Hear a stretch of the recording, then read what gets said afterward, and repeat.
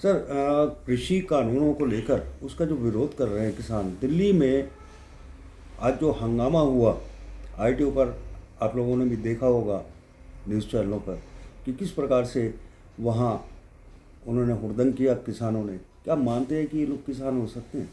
देखिए, जो किसान आंदोलन के नाम पर जो आज दिल्ली के अंदर तमाशा हो रहा है वो आईटीओ पे हो रहा है, बाकी जगह पर हो रहा है। सरकार ने पहले ही सारी यूनियन के नेताओं से लिखित के अंदर आश्वासन दिया था कि शांतिपूर्ण तरीके से ये सारा आंदोलन रहेगा, यात्रा रहेगी, जिसका नाम ट्रैक्टर परेड दिया था वो परेड होगी। और दिल्ली सरकार ने भी, केंद्र सरकार ने भी बड़ा मन दिखाते हुए इसमें उनको पूरा समर्थन, पूरा सहयोग देने का आश्वासन दिया था। लेकिन जिस तरीके का उपद्रव आज पूरी दिल्ली के अंदर हो रहा है, ये किसी तरह से भी ये आंदोलन और शांतिपूर्ण आंदोलन के नाम पर जो गुंडागर्दी और अराजकता फैलाने का काम हो रहा है, ये किसी तरह से भी आंदोलन का रूप इसको नहीं कहा जा सकता। ये किसान आंदोलन को इस तरीके से बिल्कुल भी आंदोलन के उसमें नहीं देखा जा सकता। ये तो सरेआम पूरे के पूरा, जो मैं भी टेलीविज़न पे देख रहा था कि जिस तरीके से ट्रैक्टरों को लगा के बसों को पलटने का काम हो रहा है, जिस तरीके से पत्थर फेंके जा रहे हैं, यानी वो यात्रा निकालने गए थे या ये सब असला लेके तलवारें लहराई जा रही हैं, ये आंदोलन का हिस्सा होता है क्या? ये स्वतंत्र भारत के अंदर और स्वतंत्र भारत में आज गणतंत्र दिवस पर एक काला अध्याय जो किसान आंदोलन के नाम पर लिखा गया है, मैं इसकी घोर निंदा करता हूं। ये किसी तरह से भी इसको ठीक नहीं ठहराया जा सकता। किसे दोषी मानते हैं? क्या सरकार इसके लिए पहले से तैयार नहीं थी, या विपक्ष का इसके पीछे हाथ लगता है? देखिए, आप क्या किस नजरिए से देखिए, मोदी सरकार इतनी संवेदनशील सरकार है कि 11-11 दौर की बातचीत, शायद ये भी आज़ाद भारत के अंदर पहली बार हुआ होगा कि बार बार बैठ के किसानों की बात को सुनने का काम किया है।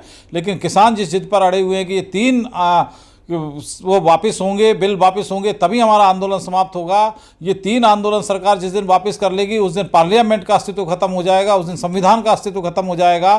चुने हुए प्रतिनिधियों ने बहुमत के साथ कोई कानून बनाया है और इस तरीके से दबाव बना के कानून को यदि कोई वापस कराने की बात करेगा तो ये किसी तरह से भी संविधान के तौर पर, लोकतंत्र के तौर पर जो है ठीक नहीं कहा जा सकता। और आज भी मैं आपके माध्यम से किसानों से अपील करूंगा कि स्थिति को संभालो, आप लोग चीज़ों को समझो, आप लोग टेबल के ऊपर आके बातचीत करो। हमेशा बातचीत का अंत जो होगा, सुखद परिणाम जो निकलेगा वो बातचीत से ही निकलेगा। इस तरीके से या ट्रैक्टरों में बैठ के ये हथियार लेकर घूमने से, दिल्ली में अराजकता फैलाने से इसका हल नहीं निकलेगा। और ये पूरा देश इसको एक दूसरी दृष्टि से देख रहा है। देश ही नहीं देख रहा, पूरी दुनिया की नज़र इसके ऊपर लगी हुई है कि हिंदुस्तान के किसानों के नाम पर यह आंदोलन क्या रूप लेता जा रहा है। मैं इसकी घोर रूप से भर्त्सना करता हूं। लेकिन डॉक्टर साहब, 11 दौर की बैठक हो चुकी है सरकार और किसानों के बीच में, लेकिन कोई हल निकल नहीं पा रहा है। क्या सरकार को अपना कुछ फैसला चेंज करना पड़ेगा? क्योंकि ये जो किसान है ये तो मानने वाले ही नहीं है। इनका कहना तो सिर्फ रद्द किया जाए, और इस प्रकार से यदि आंदोलन करेंगे दिल्ली में जिस तरीके से हुआ, तो आने वाले समय के अंदर देश की स्थिति और ख़राब हो सकती है। देखिए, यही तो मैं आप लोगों से, आपके माध्यम से कह रहा हूं कि हमेशा किसी भी समस्या का हल बातचीत से निकलता है। और सरकार खुले मन से, संवेदनशीलता के साथ उनके प्रतिनिधियों से, उन्होंने कहा 40 प्रतिनिधि बात करेंगे, 40 प्रतिनिधियों को उन्होंने कहा बात करें। लेकिन उसके अंदर यदि कानून के अंदर कोई कमी है, कोई बिल के अंदर खामियां हैं तो बताए, सरकार उसको दूर करने को तैयार है। लेकिन जो पार्लियामेंट ने बिल पास किया है, यदि इस तरीके से बिल वापस होने लग गए दबाव के अंदर आके, तो ये देश नहीं चल सकता, ये संविधान नहीं चल सकता, इस देश का लोकतंत्र नहीं चल सकता।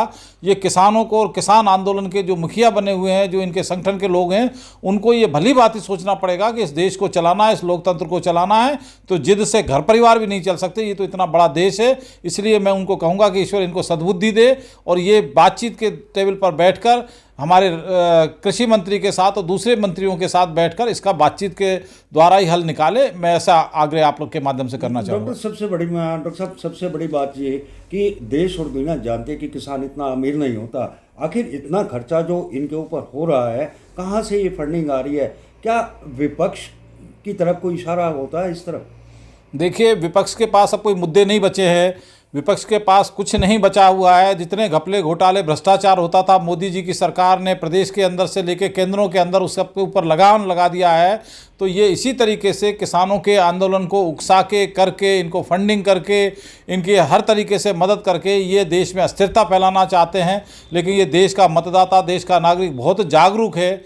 ये तात्कालिक इसका जो है ये तमाशा तो कर सकते हैं, लेकिन आने वाले समय के अंदर ये इस आंदोलन को इस तरीके से होते हुए देखकर देश का हर आम जन जो है, हर मानस बहुत दुखी है कि ये देश के अंदर किसान आंदोलन के नाम पर ये विपक्षी दल क्या कर रहे हैं। इसकी भी भर्त्सना पूरे देश से शुरू होने वाली है। आप देखते जाइए। दिल्ली में सरकारी संपत्ति को नुकसान पहुंचाया जा रहा है और पुलिस के जवानों को भी काफ़ी चोटें आई है। क्या मानते हैं कि किसान आंदोलन वास्तव में यही किसान आंदोलन होता है? देखिए, ये तो पूरी दुनिया देख रही है, पूरा देश देख रहा है कि किसान आंदोलन के नाम पर जितनी दिल्ली के अंदर आज अराजकता हो रही है, इसको कौन आंदोलन का रूप कहेगा। अभी वो स्टेटमेंट आई है कुछ किसान आंदोलन के नेताओं की कि ये असामाजिक तत्व घुसा है। अरे अब तुम इन लोगों को, पहले तो तुम किसान बोलते थे कि इतने लाख किसान आ गए, इतने लाख किसान आ गए, अब तुम अपनी जान बचाने के लिए, अपनी खाल बचाने के लिए तुम ये असामाजिक तत्वों का नाम लेने लगे। तुम लोगों को नहीं पता था कि इस तरह से दिल्ली के अंदर हम जिद करेंगे और लाखों ट्रैक्टरों को ले जाने की हम बात करेंगे तो ये इतना मोह, इतनी भीड़ किसी के काबू में रहती है, किसी अनुशासन में रहती है क्या?